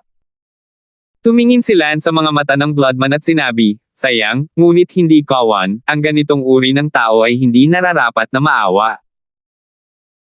Tuloy-tuloy ang paglabas ng dugo ni Bloodman sa kanyang dibdib, lamig ng palamig ang kanyang katawan, kaya gusto niya ng mainit na yakap. Heavenly Maiden Scattering Flowers. Hahaha, hahaha. Malakas na tawa ang pinakawalan ng Bloodman, lalo siyang tumawa, mas mabilis na umagos ang dugo sa dibdib niya. Hindi inakala ni Bloodman na matatalo siya, mamatay pa. Bloody man, pumunta ka sa impyerno at bayaran ang buhay ng mga namatay sa iyong mga kamay. Pagkasabi noon, ang espadang nakaipit sa dibdib ni Lance ay agad na nabunot. Hindi. Sigaw ng Bloodman at tinakpan ng dalawang kamay ang kanyang dibdib, ngunit walang paraan para pigilan ang pag-agos ng dugo mula sa kanyang dibdib na parang hose. Nagulat ang lahat ng mga pulis sa pinangyarihan nang makita nilang nanalo ang isa na natalo na si Dark Warrior at napatay ang isa. Sa harap ng TV, maraming manunood ang nakatingin ngayon kay Dark Warrior at sa naghihingalong lalaking nakasuot ng gintong maskara nang hindi kumukurap, nang hindi umiimik. Ang gininto ang lalaking nakamaskara ay nagpumiglas saglit na parang walang lakas ang kanyang katawan dahil tinusok ni Lance ang kanyang puso gamit ang kanyang espada, kung hindi, baka nagkaroon siya ng pagkakataong makatakas. Mabilis na bumagsak ang lalaking nakamaskara na ginto, tumingin ang kanyang mga mata sa mga bituin sa langit, at bumulong siya ng isang pangungusap, ako, ang dugo, ay namatay dito, hindi ako masaya, hindi ako masaya. Pagkatapos, ang Bloodman ay hindi na nagsalita ng isa pang salita, ang kanyang mga mata ay nanlaki, at siya ay namatay ng hindi sinasadya. Sandaling natahimik ang mga manunood sa harap ng live TV set, tutal, may buhay na namatay sa ilalim ng kanilang mga ilong. Si Lance, gayunpaman, ay hindi natinag, sinumpa na tao, patay sa kinalalagyan nito. Si Miss Elsa ay karapat-dapat na maging isang kapitan, habang ang lahat ng mga pulis ay nakatingin pa rin sa patay na gininto ang nakamaskara. Si Miss Elsa ang unang nag-react, si Miss Elsa ay sumigaw, "Palibutan mo siya." Oo. Agad na pinalibutan ng lahat ng pulis si Lance, at ang 6 na ekspertong iyon, pati na rin si Jiang Chen na iyon, ay pinalibutan si Lance sa lahat ng direksyon sa Timog Silangan at Hilagang Kanluran. Si Lance ay hindi nagmamadaling tumakas. Umabot ang kamay ni Miss Elsa at nagtanggal ng sword hilt mula sa kanyang manggas, at sa sumunod na segundo, bumubula ang hilt ng may buzz. Tumingin si Miss Elsa sa kanya at sinabi ni Lance, "Isang pagkatalo ng Dark Warrior, ngayon tingnan mo kung paano ka makakatakas. Ilang araw na akong hindi natutulog para mahuli ka, payo ko na pigilan mo agad ang sarili mo." "Hahaha, Kapitan Shu. Ako? Dark Warrior? Ayoko makipag-away sa pulis mo." Ngumuso si Miss Elsa, "Ayaw mong maging kaaway ng pulis. Ang ginagawa mo ay hindi lang kaaway ng pulis, kaaway ng batas, kaaway ng lahat ng tao." Tumawa si Lance, "I have my code of conduct. If the world is fair, why I need someone like me to show up in? Huwag kang maging sophomoric, ninakaw mo ang isang bahay, na kinasasangkutan ng 3 hanggang 4 na milyong dolyar, at pribadong lumpo ang ibang tao, ngayon ay dadalhin kita sa hustisya." 138. Sinabi ni Lance, "Napakaingay, kung talagang kaya mong gawin iyon, hindi ba't matagal mo na akong nahuli?" Aalis na sana si Miss Elsa nang sabihin ni Liang Chihua, "Captain Shu, ikaw at mamaya, hayaan mo muna akong tingnan itong Dark Warrior." Naisip ni Miss Elsa, ayos lang, hayaang ubusin muna ng lahat ang panloob na lakas ni Lance, at pagkatapos ay magagawa ito ni Miss Elsa sa dulo. Mabuti. Tumango si Miss Elsa. Ngumiti si Liang Kahua kay Lance at bumunot ng isang hilt na kasing laki ng kutsilyo sa kusina mula sa kanyang baywang, pagkatapos, na may kalabog na tunog, ang hilt ay bumunot ng isang malaking espada. Kasing laki ng kutsilyo sa kusina. Sinabi ni Liang Kahua, "Isang pagkatalo ng Dark Warrior, hayaang matutunan ng matanda ang iyong masterstroke." Hindi nagsalita si Lance. Hinubad ni Liang Kahua ang kanyang jacket, nagpakita ng isang matibay na katawan. Uminom. Tumalbog si Liang Kahua sa isang malaking bato gamit ang 2 paa, tumalbog hanggang 7 o 8 metro ang taas, pagkatapos ay itinaas ang kanyang malaking espada at hinampas si Lance mula sa langit. Swoosh! Ang lakas ng malaking kutsilyo ay parang kidlat na tumatama. Si Liang Kahua ay isang powerhouse, kaya may tiwala si Liang Kahua sa kanyang sarili, dahil ginamit ni Lance ang kanyang espada, halatang hindi siya powerhouse gamit ang kanyang espada, ang kanyang swordsmanship, walang teknik, ito ay kapangyarihan lamang, breaking skill with force. Hayaan ang iyong isa na talunin ang Dark Warrior kung gaano katalinuhan ang pamamaraan ng espada, ng direkta upang masira ito ng may kapangyarihan. Ang 1 segundo upang tandaan na basahin ang libro. Buzz! Sa isang kisap mata, ang dakilang espada ni Liang Kahua ay nakarating na sa ulo ni Lance, ang talim ay hindi pa nahuhulog, ang hangin ng talim ay dumating na. Itinaas ni Lance ang kanyang espada sa loob ng ilang segundo, ang bilis ng pag-angat ng kanyang espada ay napakatindi. Si Liang Kahua na tumaga mula sa kanyang ulo ay nakakita lamang ng isang kislap ng liwanag ng espada na parabang ito ay naliliwanagan ng salamin. Paanong si Liang Kahua ay maglakas loob na pumutol pa? Ang unang reaksyon kapag hindi mo nakikita ng iyong mga mata ay agad na lumayo, kung hindi, baka ang espada ng kalaban ay nasa iyong dibdib susunod na segundo. Pumitik si Liang Kahua sa himpapawid at tumalon sa gilid. Ang slash na nakuhanan niya ng lakas ay nabawasan ng mag-isa. Bahagyang nakabaluktot ang bibig ni Lance, binibilang ang kanyang napapanahong reaksyon, kung ngayon lang talaga pumutol si Liang Kahua, ang espada ni Lance ay tumusok sa kanyang dibdib sa sandaling ito. Nangahas si Lance na huwag umiwas at pumutok lamang ng espada, natural na siya nagkaroon ng kanyang kakayahan. Tumingin si Liang Kahua kay Lance at tila medyo natakot. Isang pagkatalo ng Dark Warrior, mukhang napakatalino ng iyong sword skills. Lance ay sinabi lamang, hindi kita kalaban, ipinapayo ko sa iyo na huminto ka rito. Natigilan si Liang Kahua, hindi inaasahan na ganito ang unang salita ni Lance sa kanya, at nakaramdam ng galit sa kanyang puso. Isang pagkatalo ng Dark Warrior, masyado kang mayabang. Ngayon lang, halos hatiin nakita sa kalahati sa isang laslas na may 1,000 libra ng puwersa, at sa huli, kung hindi dahil sa liwanag ng buwan na tumatama sa iyong espada at pagmumuni-muni sa iyong mga mata, sa palagay mo ba ay magiging napaka-relax mo pa rin sa sandaling ito? Sabi ni Liang Kahua. Sinabi ni Lance, ang liwanag ba ng buwan ang bumulag sa iyo? Dahil gusto mong lumaban, maaari rin kitang tuparin kapag nawala ang Dark Warrior sa akin. Sumigaw si Liang Kahua, tingnan mo ang espada. Buzz! Itinaas ni Liang Kahua ang kanyang espada, ang talim ay gumawa ng hagong na tunog at hinampas pauilas kay Lance. Sinaksak ni Lance ang kanyang espada, sa pagkakataong ito, hindi ginamit ni Lance ang Heavenly Maiden, sa pagharap sa isang powerhouse tulad ni Liang Kahua, kailangan nito ng 4-2 technique. Swoosh! Ang espada ni Lance ay biglang naging katulad ng isang malambot na letigo, tulad ng isang makulat na ahas, at pumulupot sa palso ni Liang Kahua sa isang iglap. Swoosh! Sumakit ang palso ni Liang Kahua, at ang malaking espada na hawak niya ay agad na natanggal at lumipad ng ilang metro, biglang nawala ng laman ang kanyang mga kamay. At ang espada ni Lance, nakatutok sa kanyang lalamunan. Sinabi ni Lance, sinabi ko sa iyo, hindi mo ako kalaban, kailangan mo bang tanggalin ang kutsilyo tulad ngayon, at ituro sa malalim na lalamunan ng aking espada bago mo isipin na ako ay isang mabait na paalala. Tumingin si Liang Kahua sa mga mata ni Lance, galit at galit, nakakahiya na may espadang nakatutok sa kanyang lalamunan.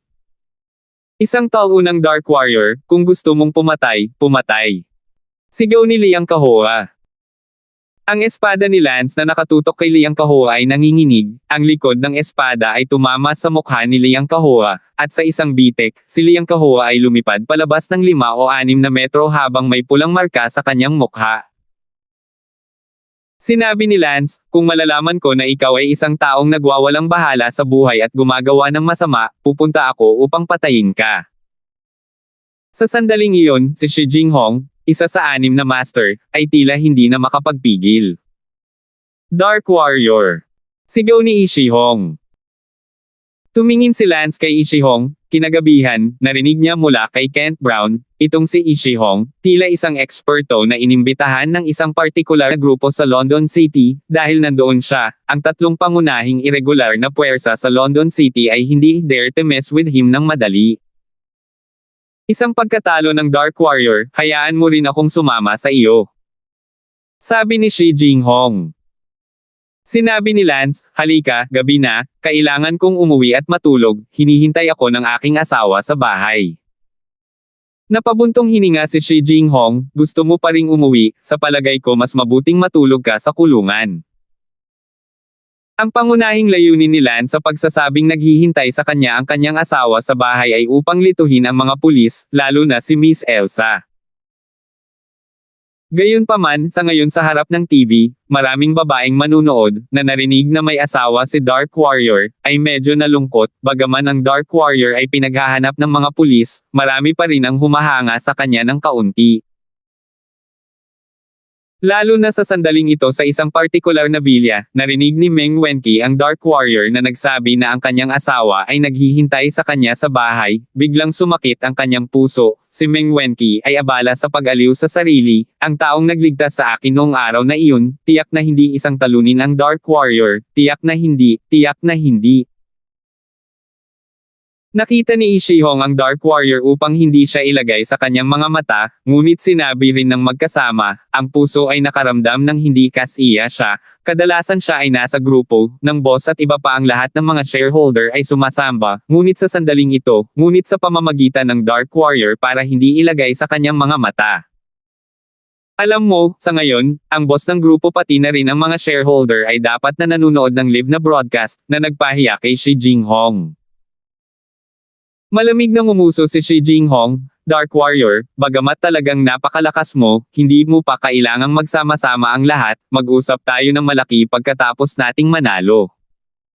Pagkatapos sabihin iyon, sinampal ni Shi Jinghong ang bato sa tabi niya. Kaching! Nabasag ang bato sa tabi niya. Tuwang-tuwa ang maraming pulis na nakapaligid sa lugar, sinasampal ng sampal ang malaking bato, bulbia. Bahagyang nabigla din si Miss Elsa, sobrang lakas, hindi magawa ni Miss Elsa, hindi siya powerhouse. Sa harap ng isang TV set sa isa sa mga mararangyang sala, isang lalaking mukhang amo ang tuwang-tuwang nagsabi, Mr. Shi, Bull, Fuck, aid the feat of Dark Warrior. Ang lalaking ito ang boss ng grupong pinagtrabahuan ni Shi Jinghong, at sinamba ang lakas ni Shi Jinghong. Sa ngayon, gusto niyang matuyo ni Shi Jinghong ang kamatayan 1 matalo ang Dark Warrior, kung ganoon, tiyak na magiging si Shi Jinghong sikat, maging ang kanyang kumpanya ay magiging sikat. Ang asawa ng amo na ito ay nakaupo din sa gilid, nanunood ng napakatagal, sa wakas ay nakita na ang ultimate bodyguard ng kanilang pamilya na lumabas sa entablado, sa sobrang excited na mood, tulad ng panunood ng Olympics, sa wakas ay nakita ang mga atleta ng kanilang bansa na lumalaban. Ang asawa ng amo na ito ay so excited, Honey, Mr. Shi won't let us down, he's really very strong, that bedpan in our room was made by him. Error. Nipatikip agad ng bibig ang asawa nitong amo, pero isang tingin.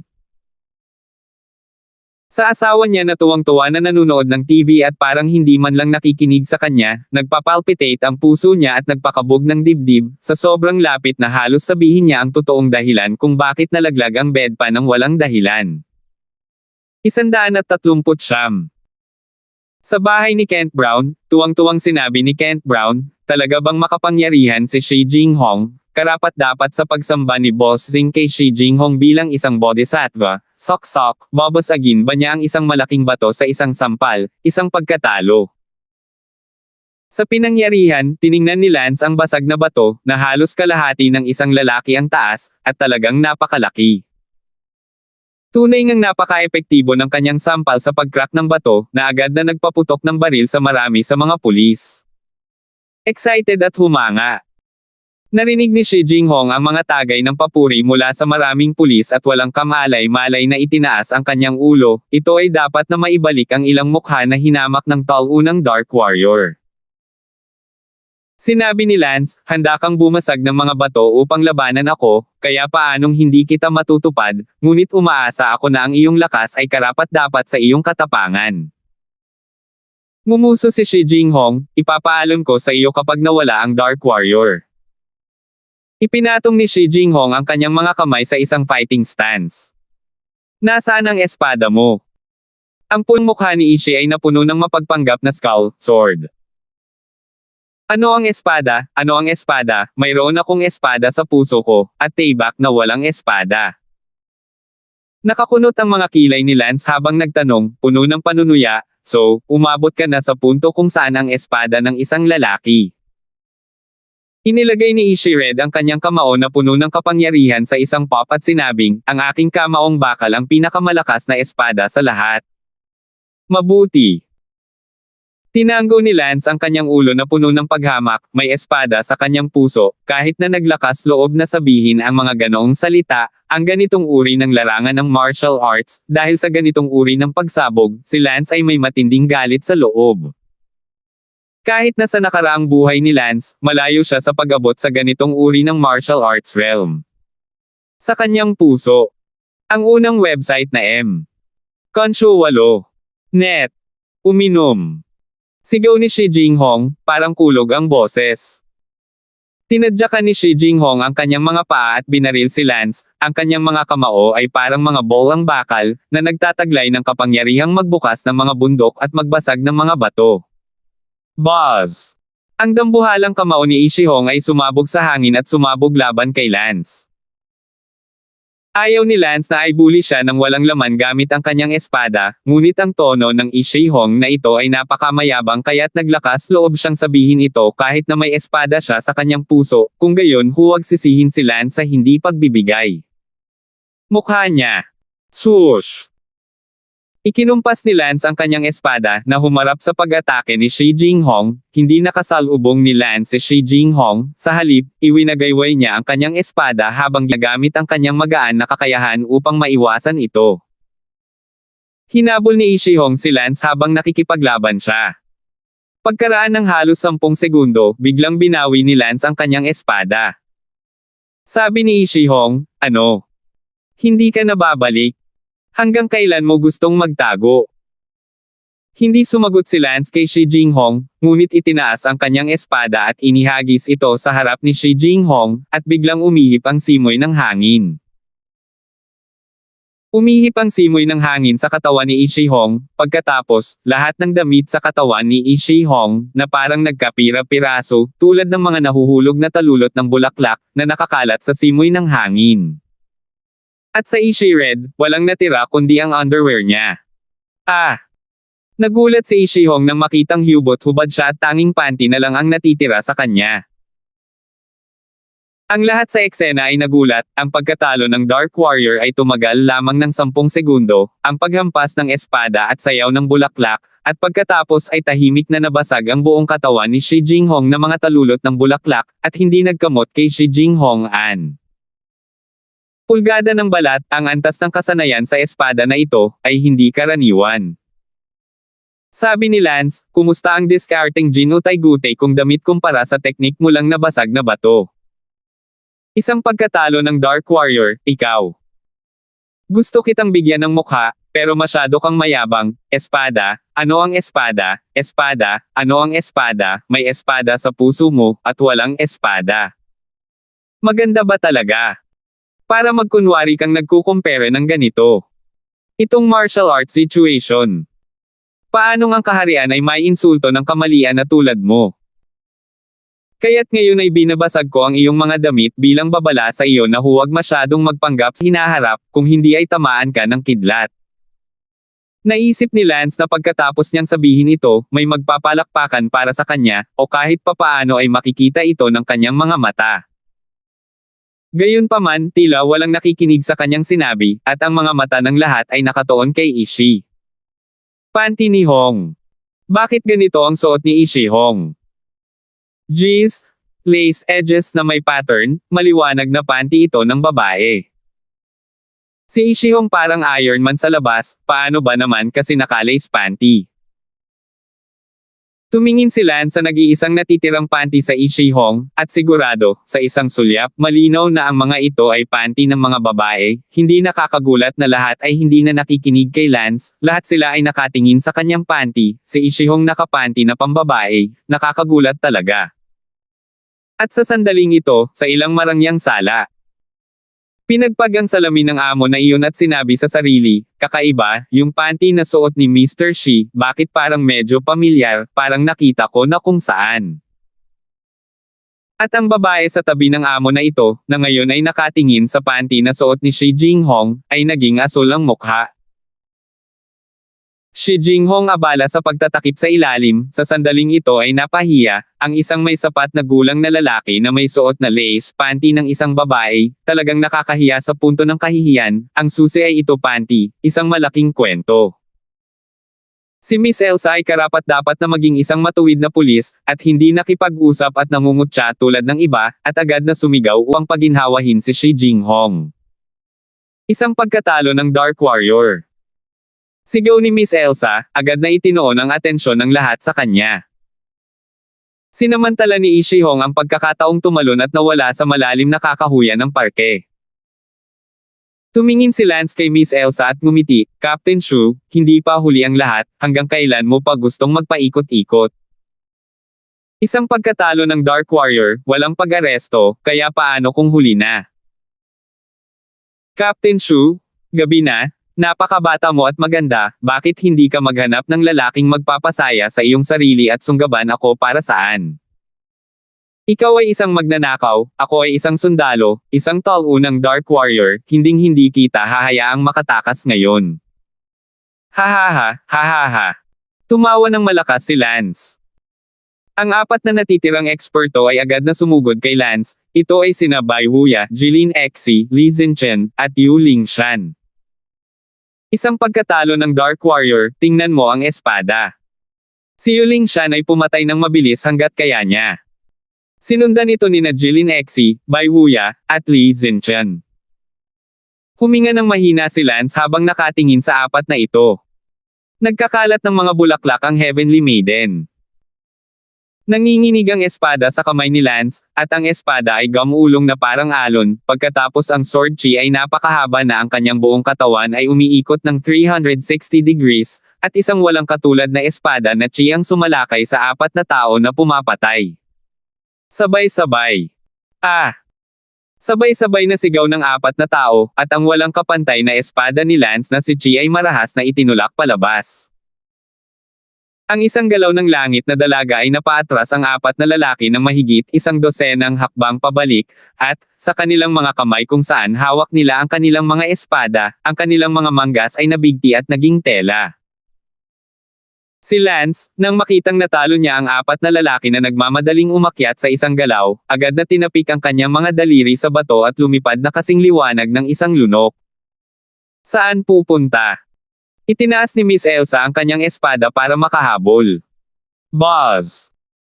Lumipad si Lance sa himpapawid, humakbang sa kawalan, at kapag nakatagpo siya ng mga tuktok ng puno o mga sanga, gagamitin din niya ang kanyang lakas upang mapalipad ang kanyang sarili ng mas mabilis. Gayunpaman, ang hindi ko inaasahan ay ang gun ni Miss Elsa ay sobrang lakas din, tila hindi mas mahina kaysa kay Lance, at naabutan niya siya sa isang kisap mata. 140 po. Isa-isa silang lumipad sa tuktok ng mga puno sa parke. Hindi nagtagal, lumipad si Lance patungo sa pampang ng ilog. Nang lumingon si Lance, nakita niya si Miss Elsa na sumusunod sa kanya ng napakabilis. Napakagaan. Talagang nagulat si Lance nang makita niya ang kagaanan ni Miss Elsa. Isang pagkatalo ng Dark Warrior, hindi ka makakatakas. Sabi ni Miss Elsa. Talaga. Depende yun kung may kakayahan kang abutin ako. Bahagyang tumawa si Lance at tumalon sa ilog na may kaunting daliri sa paa, pagkatapos ay lumampas pa sa ibabaw ng ilog, tumapak sa tubig at mabilis na lumipad papunta sa kabilang panig. Lumipad din Miss Elsa sa ilog at humakbang sa ibabaw, naabutan si Lance sa bilis na hindi mas mahina kaysa kay Lance. Ngumiti si Lance pabalik, Captain Shu, hindi mahina ang iyong kagaanan. Isang pagkatalo ng Dark Warrior, mas mabuting ipaalam ko sa iyo na huwag gumawa ng walang takot na pagtutol, kung kusang loob mong aaminin ang iyong krimen, maaari akong magpetisyon sa aking mga nakatataas na maging maluwag sa iyo. Sabi ni Lance sa amusement, Captain Shu, huwag kang magsalita ng mga bagay na parang bata. Biglang huminto si Lance sa tubig. Nakita ni Miss Elsa si Lance na huminto at agad na binilisan ang paglipad pataas. Inilabas ni Lance ang kanyang espada na may matunog na tunog at tumawa, Captain Shu, bihira kang makita, mahirap talagang sabihin na wala akong ilang galaw sa iyo, hayaan na lang natin, magiging tayo. Sa ilog na ito, kapag nanalo ka sa akin, haharap ako sa iyong awa kapag nawala ang Dark Warrior. Si Miss Elsa ay nakatayo sa ilog mga 5 metro sa harap ni Lance, may hawak na espada, at bumantong hininga, mayabang, ngunit sana ay tuparin mo ang iyong salita. Siyempre. Sa oras na ito, ang mga pulis na iyon pati na ang iba ay nakaabot na sa kabilang panig ng ilog at nakamasid sa malayo habang sina Lance at Miss Elsa ay nakatayo sa gitna ng ilog, at pareho silang nakatayo sa ang tubig. Sok!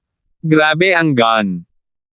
Malakas ang light skills ng Dark Warrior, hindi ko inaasahan na ang light skills ni Captain Shu ay hindi mas mahina kaysa sa Dark Warrior. Ang karamihan na pabuntong hininga sa paghanga nang makita ang magaan na kakayahan ng dalawa. Siyempre, ang mga manunood na nasa harap ng telebisyon sa sandaling iyon ay bigla ding humanga, higit sa lahat kay Miss Elsa, dahil hindi inaasahan ng lahat na si Shumei ang magaan na kakayahan ni Chen ay maaaring makipagkompetensya sa Dark Warrior sa lawak na siya ay karapat-dapat na maging punong kapitan ng pampublikong seguridad. Swoosh! Hindi umimik si Miss Elsa, agad niyang ipinadala ang kanyang espada, pagkatapos ng lahat, ito ay nasa ibabaw ng tubig, at kailangan niyang gamitin ang kanyang magaan na kakayahan at lumaban sa kaaway, ang mga ordinaryong tao ay ganap na magagawa, gawin ito. Sa buong lungsod ng London, malamang na hindi hihigit sa 30 tao ang makakagawa nito. Sa sandaling lumabas ang espada ni Miss Elsa, agad itong nagparamdam kay Lance ng lamig na dumiretso sa kanyang puso. Nagdampi din si Lance sa ibabaw ng tubig gamit ang kanyang mga daliri sa paa, ang espada sa kanyang kamay ay humihiwa sa tubig, ang sword chi ay lumabas sa tubig at dumiretso sa Miss Elsa. Swoosh! Ginalaw ng katawan ni Miss Elsa ang kanyang espada, iniiwasan ang sword chi ni Lance habang pinananatiling buo ang kanyang pag-atake. Galing! Pinupuri ng puso ni Lance, at sa sandaling ito, tila sa wakas ay naramdaman ni Lance na siya ay may mabuting kalaban. Buzz! Ang espada ni Miss Elsa ay nakarating na sa dibdib ni Lance. Ikinaway ni Lance ang kanyang espada at pamitik ng kislap sa kanyang dibdib, si Miss Elsa at Lance ay umatras ng ilang hakbang ng sabay-sabay, narinig ko lang na tumawa si Lance, hindi masamang kalaban, natatakot ako na ang lalaking nakamaskara ng ginto ay hindi man lang manalo laban sa iyo. Ang espada sa kamay ni Miss Elsa ay bumulusok sa tubig, gamit ang mahinang pagtutol ng tubig upang pigilan ang kanyang umaatres na katawan. Si Lance, gayunpaman, ay hindi gumamit ng anuman upang pigilan ang kanyang katawan, na nagpakita na ang lakas ni Lance ay bahagyang mas mataas kaysa kay Miss Elsa. Ngumuso si Miss Elsa, hindi ka rin katugma sa akin. Pagkatapos sabihin iyon, iniksyon ni Miss Elsa ang kanyang panloob na enerhiya sa kanyang espada at hinaampas si Lance, isang nakikitang puting alon ng enerhiya. At nagmamadaling inatake si Lance. Bamuka ang bibig ni Lance, sa isang iglap ay sinalubong ito ng sword chi. Nagsalpukan ang kanilang sword chi. Bang! Nagbanggaan ang dalawang sword energies at ito ay parang bola ng kanyen na sumasabog sa tubig, nagpasabog ng alon na mahigit 10 metro ang taas. Wow!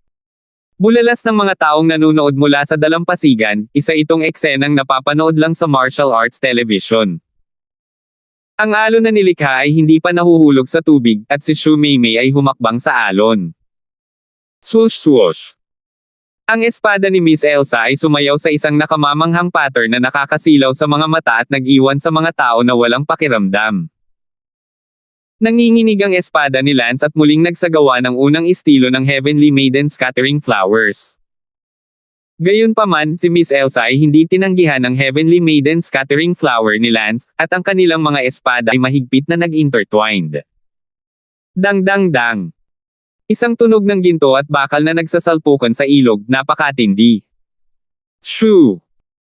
Sa huli, wala sa kanilang mga espada ang malinaw na nakikilala ang taas, at gumuhit sila ng perpektong arco mula sa isa't isa, na naglalampasan. Tila naamoy ni Lance ang nakakaakit na halimuyak ng katawan ni Miss Elsa habang dumaan ito sa kanyang tagiliran. Sa totoo lang, si Lance ay hindi nagkaroon ng ganoong kahusay na labanan mula nang siya ay dumating sa mundong ito. Tunay na malakas din ang lakas ni Miss Elsa, syempre, hindi magiging mahirap para kay Lance na manalo laban sa kanya kung gugustuhin niya talaga. Habang natulala si Lance, biglang tumalikod si Miss Elsa at inatake si Lance mula sa likuran. Marahas na lumubog ang katawan ni Lance, at nang ang dulo ng kanyang ilong ay 1 sentimetro lamang mula sa ilog, tumalikod siya at sinaksak ang ibabang tiyan ni Miss Elsa gamit ang isang diagonal na espada sa isang nakakalito na anggulo. Hindi inaasahan ni Miss Elsa ang liwanag ni Lance control to be so exquisite, isang hakbang na akala niya ay hindi niya magagawa. Tila kailangang aminin ni Miss Elsa na ang liwanag ng Dark Warrior ay nasa itaas niya. Hindi naiwasan ni Miss Elsa ang espada kahit anong mangyari, at pinagmasdan ang pagsaksak nito sa kanyang ibabang tiyan. Gayunpaman, biglang binawi ni Lance ang kanyang espada at hindi tumagos sa ibabang bahagi ng tiyan ni Miss Elsa, ngunit pinutol niya ang sinturon ni Miss Elsa sa pag-alis nito. Sa sandaling bumukas ang sinturon ni Miss Elsa, nagsimulang mag-slide pababa ang harap ng kanyang pantalon. Ah! Walang kamalay-malay na sigaw ni Miss Elsa, ang sigaw na ito, nawala ang liwanag, at sa isang kalampag, nahulog si Miss Elsa sa tubig.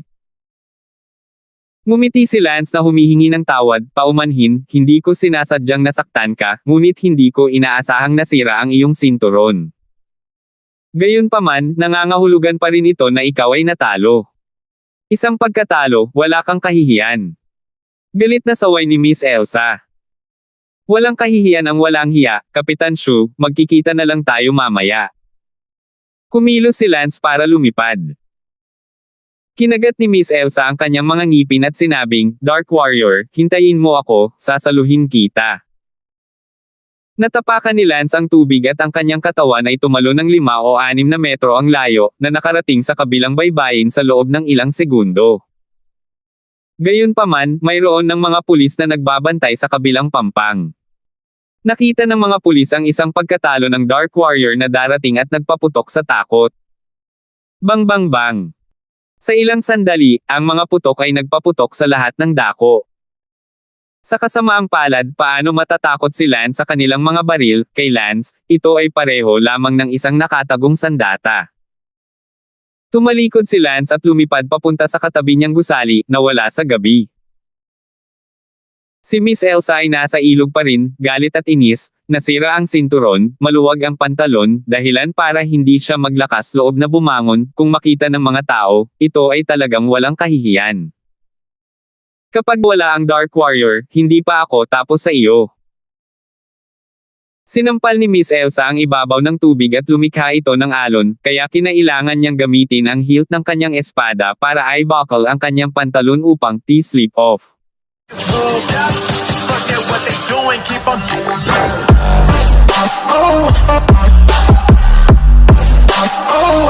Oh,